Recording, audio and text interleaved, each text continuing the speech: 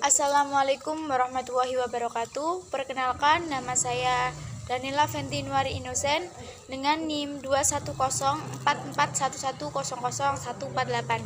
Saya dari Prodi Sistem Informasi Angkatan 2021.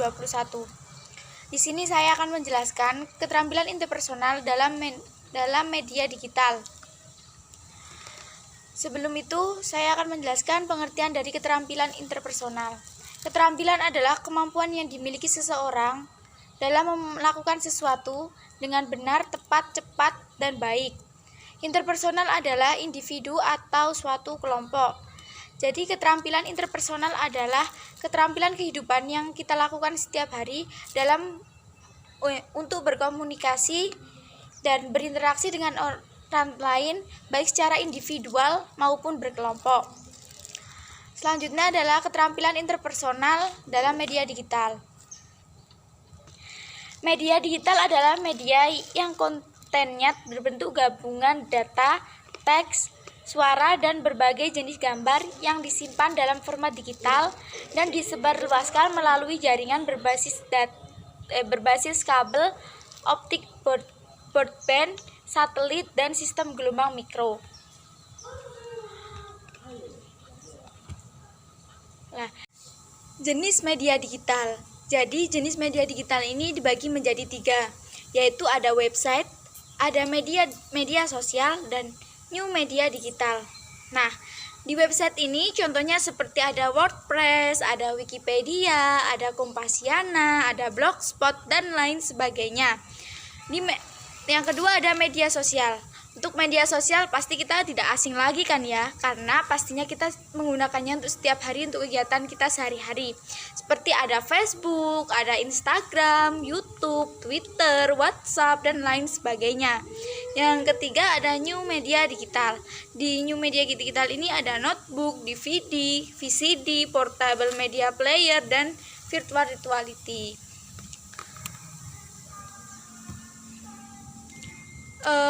Manfaat media digital. Media digital tuh sangat membawa manfaat bagi kehidupan sehari-hari, yaitu ada menambah informasi, ada untuk berbisnis, lalu bisa digunakan untuk membantu sesama, menambah relasi, untuk pendidikan, gitu, seperti itu.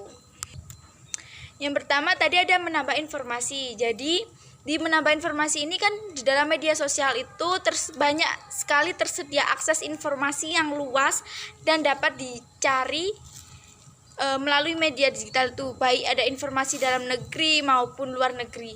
Jadi di sini manfaat media digital itu, jadi kita juga bisa mengetahui berita-berita terbaru, kita juga dapat mengetahui berita yang sedang viral di luar negeri, bukan hanya di dalam negeri. Dan dari situ pula apabila kita mau mencari apa gitu, kayak contohnya kita membuat sebuah makanan gitu, kita cari resepnya pun di media sosial juga ada, seperti itu.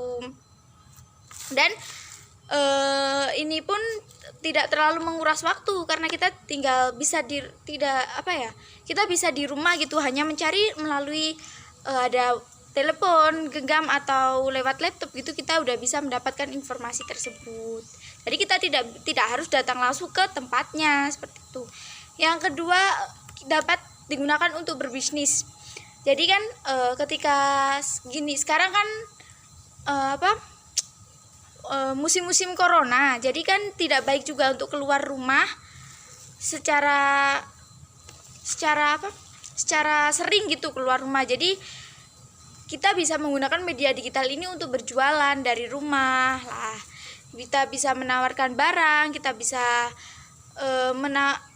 mengupload barang agar pembeli tuh dapat mengetahui jualan kita, dan kita tuh tanpa harus berjualan di luar rumah gitu. Jadi kita keluar rumah hanya untuk mengantarkan pesanan tersebut. Nah, yang ketiga ada untuk membantu sesama. Jadi pada masa ini media digital tidak hanya sebagai media informasi saja, namun digunakan sebagai wadah atau sarana untuk membantu sesama. Contohnya pencarian orang hilang, penggalangan dana untuk korban bencana maupun untuk yang membutuhkan, dan untuk lain-lain. Yang keempat, kita dapat menambah relasi. Jadi manfaat yang keempat ini adalah ketika kita kayak bermain sosial media, maka kita juga akan menambah pertemanan. Kita juga akan mengenal orang baru dari media sosial tersebut. Kita dapat mengetahui teman yang ada di jauh juga, kayak misalnya kita udah lama nggak ketemu, kita juga dapat mengenal teman baru, mendapatkan teman baru, seperti itu. Yang kelima ada untuk pendidikan, yaitu sebagai sarana pendidikan dengan adanya e-book atau buku digital yang mudah dan praktis. Jadi e-book ini sangat bermanfaat bagi kita sebagai pelajar. Kita juga tidak perlu banyak-banyak buku di rumah, karena bukunya sekarang sudah berupa buku media digital atau udah buku kayak yang bisa disimpan di HP gitu. Jadi tidak perlu banyak-banyak ada buku di rumah, seperti itu. Yang selanjutnya itu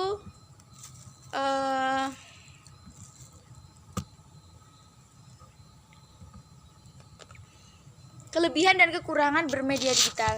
Jadi media digital itu juga bagaikan pisau bermata dua. Ada kelebihannya dan ada pula kekurangannya. Jadi untuk kelebihannya sendiri ada penyebaran informasi sangat cepat, dan informasi atau data lama dapat dengan mudah dibuka kapan saja. Jadi kita tuh bisa menyimpannya dan bisa membukanya ketika kita membutuhkan tuh kapan saja gitu. Terus bentuk konten yang disimpan sangat berbeda, disampaikan sangat berbeda, yaitu teks, gambar, audio, video. Jadi tidak hanya dalam bentuk video bicara secara langsung, tapi juga bisa dalam bentuk teks, gambar juga, dan itu juga bisa ketika kita butuh atau ketika kita pengen mencari informasi itu lagi, kita juga bisa membukanya kembali tanpa harus mengulanginya itu. Yang keempat, ini mudah diakses dari mana saja, kapan saja, dan dapat digunakan secara praktis dan fleksibel. Jadi media digital ini kan kita bisa di rumah aja udah bisa mendapatkan informasi yang kita inginkan, dan bisa kapan saja, tidak harus hari ini, hari itu, atau gimana. Kita bisa mencarinya hari ini pun bisa, detik ini bisa, besok bisa gitu, karena kan juga berita-beritanya masih tersimpan, tidak hilang juga gitu. Yang kelima ada pengguna media online dapat berinteraksi satu sama lain. Seperti tadi, manfaatnya kita dapat menambah relasi, seperti itu. Di dalam kelebihan tersebut pastinya juga tersimpan kekurangan, yaitu ada kekurangan dari media digital, yaitu ada informasi yang terkadang tidak selalu benar dan tidak lengkap karena memberikan prioritas pada pembaruan. Jadi informasinya itu belum tentu itu fakta atau memang benar-benar itu, kadang bisa aja itu berisi hoax gitu. Jadi itu juga pintar-pintarnya kita dalam mencari informasi tersebut dan memilah serta menyaring informasi yang ada itu. Yang kedua ada pengguna harus memiliki perangkat yang didukung dan koneksi internet yang stabil. Jadi apabila pengguna tidak memiliki internet yang stabil, maka juga susah untuk menyambung ke media digital tersebut. Seperti apabila kita menggunakan website tapi dalam keadaan kita menggunakan website itu jaringan kita itu tidak stabil, jaringan kita itu lagi buruk gitu, koneksinya juga susah juga mencari, kadang nyendat, kadang nggak bisa membuka ke website itu. Yang ketiga ada penggunaan media online jangka panjang dapat menyebabkan masalah mata dan kesehatan mata. Jadi yang ketiga ini sangat mengarah ke kesehatan pada tubuh, karena itu dapat menyebabkan sakit mata, menyebabkan mata itu rusak, mata itu sakit ya, seperti itu. Pokoknya kesehatan pada tubuh kita gitu. Yang selanjutnya ada dampak media digital. Jadi dampak media digital ini ada dampak positif dan dampak negatifnya. Dari dampak positifnya dapat mengakses dan membagikan informasi secara mudah. Yang kedua, berkembangnya marketplace. Yang ketiga, menghemat waktu, dan keempat, munculnya banyak inovasi. Jadi dampak positif ini juga sama seperti kelebihan dari media digital tersebut. Lah, dampak negatifnya munculnya banyak berita palsu, menimbulkan sifat antisosial, menimbulkan sifat konsumtif, tindak kejahatan online, dan kecanduan. Ya, 2. Jika masih di bawah umur, mintalah pendampingan dari orang tua atau orang yang lebih paham tentang media sosial. Ketiga, pilih informasi yang jelas agar tidak salah informasi atau kemakan hoaks. Yang keempat, sebelum membagikan informasi, telusuri terlebih dahulu kebenaran informasi tersebut. Kelima, jauhi situs-situs yang tidak bermanfaat. Keenam, jangan membagi informasi pribadi kepada orang lain. Jadi, jangan mudah percaya untuk mengikuti kayak link atau bagaimana itu yang kita harus mengisi informasi pribadi ke dalam link tersebut agar informasi pribadi kita tidak tersebar luaskan. Yang selanjutnya adalah batasi waktu saat menggunakan media sosial. Di sini ada 3 pertanyaan yang diajukan tentang keterampilan interpersonal di media digital. Yang pertama ada bagaimana solusi untuk mengatasi kecanduan di dunia digital dan melupakan dunia maya atau antisosial. Jadi kita memberikan pengarahan kepada orang tersebut agar menyadari bahwa dunia nyata itu lebih indah daripada dunia digital. Lalu kita juga